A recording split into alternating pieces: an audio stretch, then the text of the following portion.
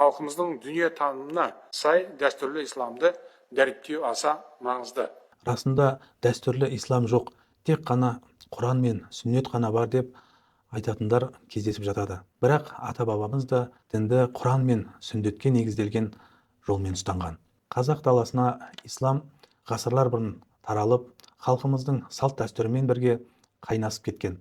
Бабаларымыз фиқта Абу Ханифа мазхабын, сенімде Матруди ақидасын ұстанған. Бұл біздің жолымыз, рухани мұрамыз. Кейбіреулер діннің атын жамылып, ата-анасын кәпір деп туыстарымен араласуды тоқтатуға дейін барды.